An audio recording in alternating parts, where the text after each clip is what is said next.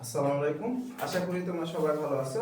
So আজকের যে টপিকসটা সেটা হচ্ছে তোমাদের আইসিটি চ্যাপ্টারের দ্বিতীয় অংশ, communication system and networking. So communication বলতে আমরা কি বুঝি? যোগাযোগ। আগের যুগে মানুষ চিঠি দিয়ে আদান প্রদান করতো, তাই না? সো ডেটা, চিঠিটাকে তুমি ডেটা হিসাবে কল্পনা করো। ডেটা এক স্থান থেকে আরেক স্থানে যাওয়ার যে প্রসেস, সেটাকে কি বলা হয়? Data transmission. এটাকে কি বলা হয়? এই ডাটা ট্রান্সমিশন হলেই যোগাযোগ ব্যবস্থা হবে। কমিউনিকেশন সিস্টেমের মূল উপাদানই হচ্ছে ডেটা এক স্থান থেকে আরেক স্থানে যেতে হবে। ওকে, তাহলে কমিউনিকেশন জিনিসটা বুঝতে পারতেছো? ডেটা এক স্থান থেকে আরেক স্থানে যেতে হবে, গেলেই কমিউনিকেশন সিস্টেম হবে। এই কমিউনিকেশন সিস্টেমের জন্য একটা প্রশ্ন দিয়ে শুরু করি। তোমাদের মধ্যে একজন প্রশ্ন করে, স্যার আমরা যে ফোনে একটি মেসেজ দিলে তার মুহূর্তের মধ্যে পৃথিবীর যে কোনো প্রান্তে কিভাবে যায়? সো এই কনসেপ্টটা বুঝতে চাইলে আমি তোমাদের ধারাবাহিকভাবে এই কনসেপ্টগুলো বোঝানোর চেষ্টা করব। ওকে, ফার্স্ট অফ অল তোমরা দেখো, কমিউনিকেশন সিস্টেম বা যোগাযোগ ব্যবস্থার মূল কনসেপ্টটাই হচ্ছে এই পাঁচটা জিনিস লাগবে। কয়টা জিনিস? পাঁচটা এলিমেন্ট লাগবে। ফার্স্ট অফ অল দেখো, সোর্স। ডেটা যে জায়গায় থাকে সেটাকে সোর্স বলা হয়। এই সোর্সটা সেন্ডার সেন্ড করবে, যেমন করে চিঠি প্রেরক পাঠায় না, ঠিক সিমিলার ভাবে সেন্ডার কি করবে? সেন্ড করবে। দেন সেটা একটা মিডিয়া আগের মিডিয়া কি ছিল? ডাকপিয়ন বা কবিতর, এরকম না? এখানে ফোকাস দাও, সমস্যা নেই। ওকে, তার মানে কবিতর বা ডাকপিয়ন যেগুলোর কাজ করতো সেটা এই মিডিয়ায় কাজ করবে, মানে ডেটাটা এক স্থান থেকে আরেক স্থানে নিয়ে যাওয়ার কাজ করবে এই মিডিয়া। ঠিক আছে, মাধ্যম।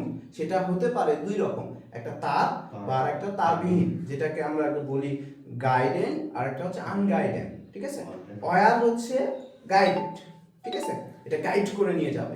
আনগাইডেড হচ্ছে ওয়্যারলেস। মিডিয়ার তারপরে কোথায় যাবে? সেন্ডার সেটা রিসিভার সেটা রিসিভ করবে, দেন আমাদের ডেস্টিনি বা গন্তব্যে পৌঁছে যাবে। তাহলে বলো, ডাটা ট্রান্সমিশনের মূল অস্ত্র কয়টি? পাঁচটি। এই পাঁচটি যদি না থাকে, যে কোনো একটি যদি মিসিং হয়, তাহলে কিন্তু ডাটা ট্রান্সমিশন হবে না। আরেকবার বলি, উৎস সোর্স থেকে সেন্ডারে যাবে, সেন্ডার থেকে মিডিয়াতে যাবে, মিডিয়া থেকে রিসিভার যাবে এবং ডেস্টিনি যাবে। এখান থেকে কমন প্রশ্ন দেখো, কনসেপ্ট চেকিং এর সময় তো বুঝতে হবে যেটা, which device act as both sender and receiver, মানে সেন্ডার এবং রিসিভার হিসেবে একই রকম অ্যাক্ট করে কে? মডেম, তারপর স্যাটেলাইট অথবা রাউটার, এগুলো সেন্ডার এবং রিসিভার একই, স্যাটেলাইট টু স্যাটেলাইট। তাহলে একজন হবে সেন্ডার, একটা স্যাটেলাইট, অপোজিট যে আর একটা স্যাটেলাইট থাকবে সে রিসিভার হবে। কথা ক্লিয়ার? এই পাঁচটা জিনিস থাকলে কমিউনিকেশন সিস্টেমের আমাদের প্রথম ধাপ, স্টেপ শেষ।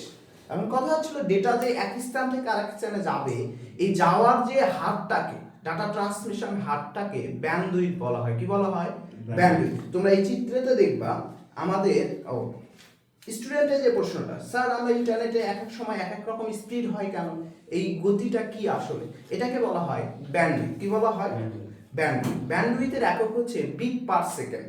বিট পার সেকেন্ড, অর্থাৎ এক সেকেন্ডে এক কম্পিউটার থেকে আরেক কম্পিউটারে কতটা বিট স্থানান্তর হচ্ছে, এর এককটাকেই বলা হচ্ছে বিপিএস, বিট পার সেকেন্ড। কার একক এটা?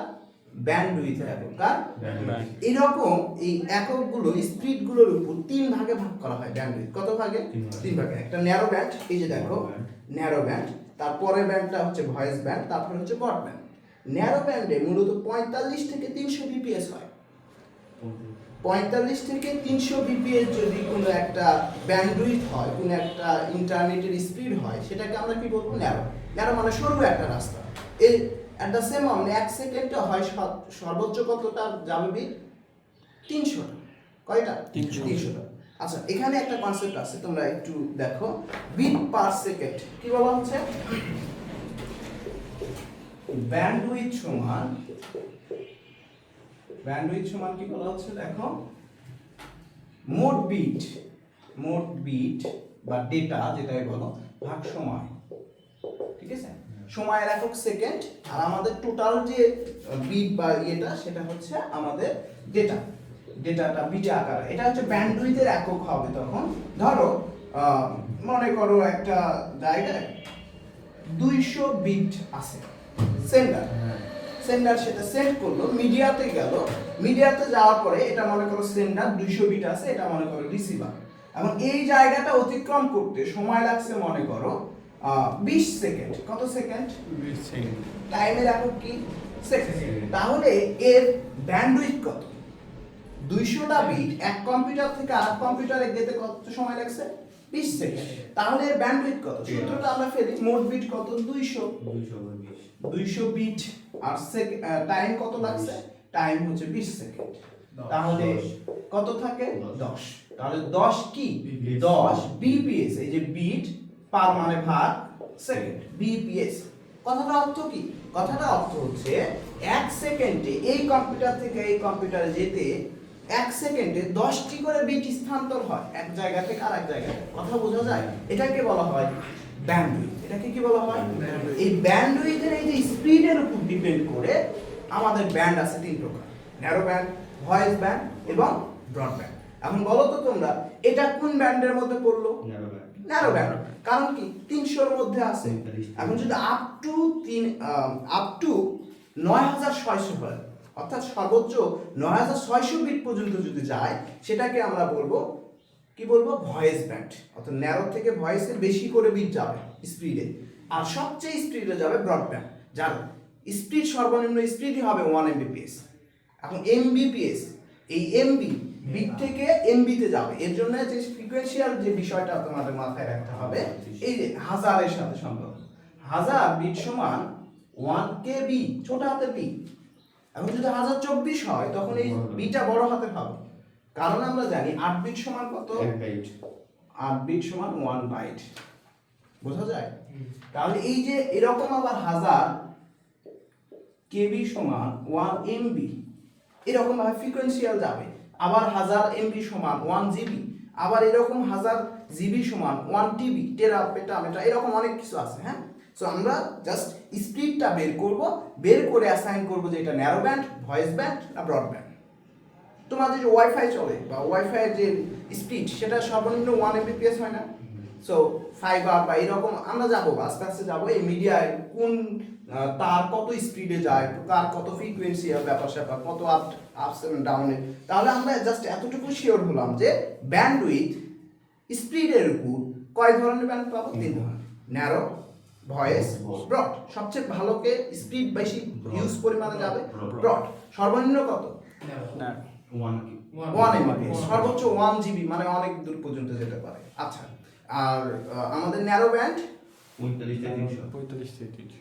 আচ্ছা, বুঝলাম। এরপরে আমরা যে কনসেপ্টটা নিয়ে আলোচনা করব, আমরা স্পিড বুঝে ফেললাম। এখন স্পিডটা যাবে কি দিয়ে? এর ওয়েটা কি? ওয়ে 2 প্রকার।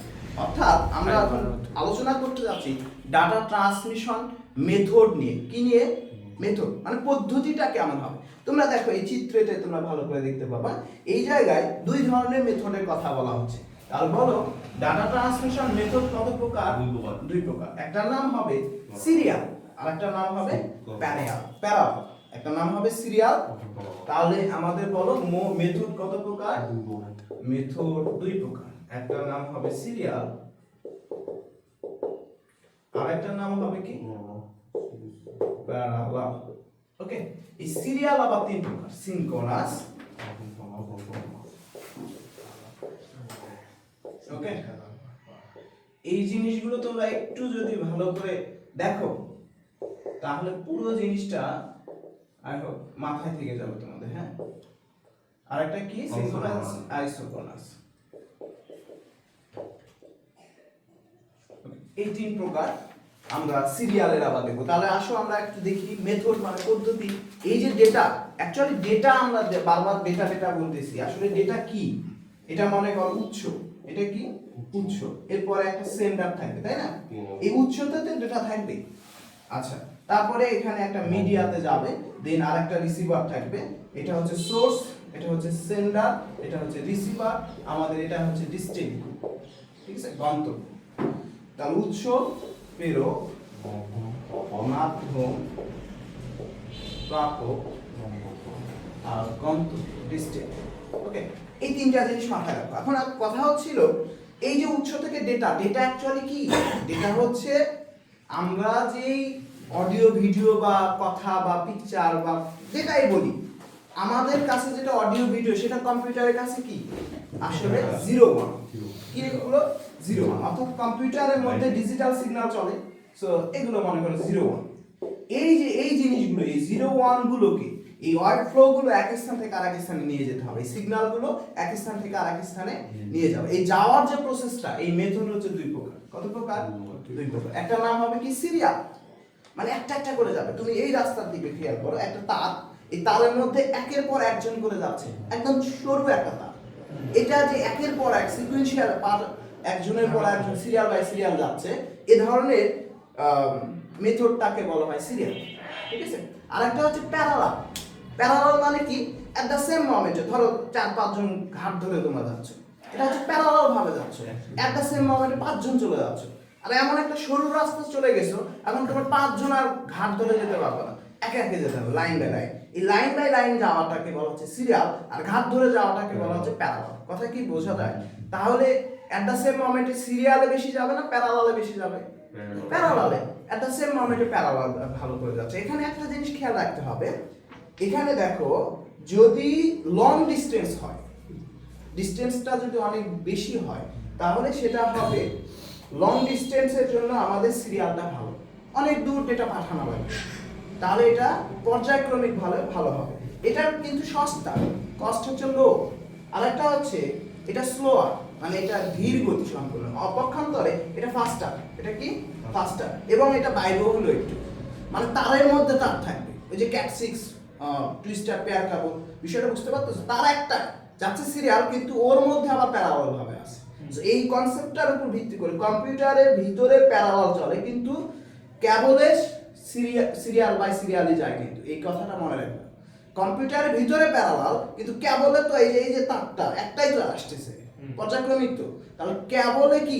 কেবলে সিরিয়ালই থাকবে কিন্তু কম্পিউটার থেকে যখন আছে বের হচ্ছে তখন প্যারালাল তাহলে প্যারালাল এবং সিরিয়াল সিরিয়াল আবার কত প্রকার তিন প্রকার সিনক্রোনাস অ্যাসিনক্রোনাস এবং আইসোক্রোনাস এই সিনক্রোনাস এবং অ্যাসিনক্রোনাসের মধ্যে পার্থক্যটা দেখে নিবা এদের একটা দক্ষতার একটা সূত্র আছে প্রকৃত ডেটা ভাগ মোট ডেটা গুণন 100 এই দক্ষতা হচ্ছে অ্যাসিনক্রোনাসে হচ্ছে 72.72% আর সিনক্রোনাসে হচ্ছে 95% সামথিং কিছু সো দক্ষতার দিক থেকে সিনক্রোনাস কিন্তু বেশি সিনক্রোনাস হচ্ছে একটা একটা করে দেওয়ার মতো আর অ্যাসিনক্রোনাস হচ্ছে ব্লক আকারে দেওয়ার মতো ঠিক আছে সিনক্রোনাস অ্যাসিনক্রোনাস এই জিনিসগুলো একটু দেখে নিবা এরপরে যে জিনিসটা বুঝতে হবে আর তোমরা চাইলে কাটা কাটা করে করতে পারো এত বড় যদি না কাটবাও কেটে দাও